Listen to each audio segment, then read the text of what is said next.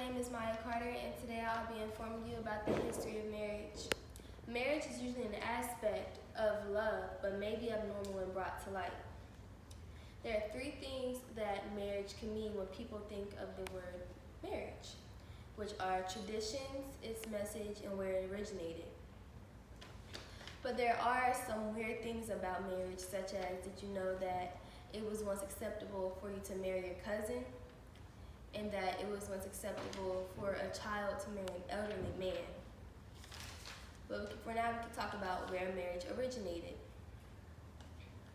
There is no set place where marriage actually originated, but because it was a social standard across the world, and no one had it exactly the same as another culture might have had it. But there are words between weddings, such as bride and groom, which have meanings that you probably would not agree with. The word bride comes from the verb brew, which means to cook. This means that the bride would cook for the rest of the marriage, even though people may not agree with this today. And the word groom comes from the word groom, which means a male child servant. A male child servant isn't what you think of when you think of groom, because grooms are usually not children.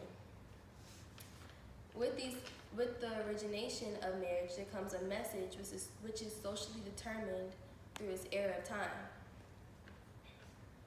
European Christians in early ages thought of marriage as a civil institution where a man and a woman would spend the rest of their life together, but no love had to be involved.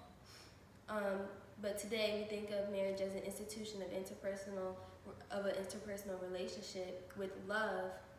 And even though love is a big aspect of marriage, loving forever isn't always going to happen. So divorce is always an option, although divorce isn't an option like countries such as the Philippines. And divorce hasn't always been legal in the United States.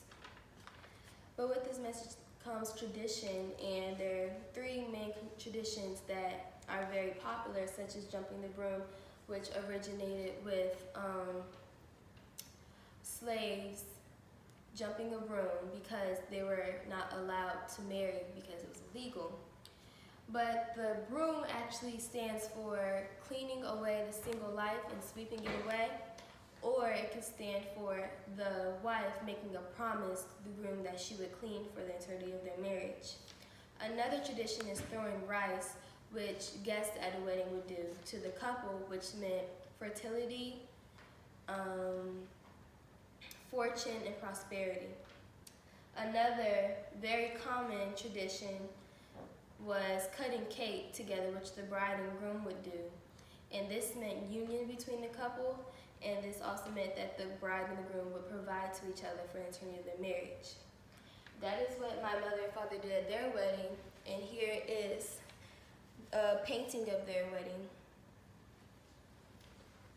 But the closing quote I have for my speech today by Woody Allen is, "Tradition is the illusion of permanence."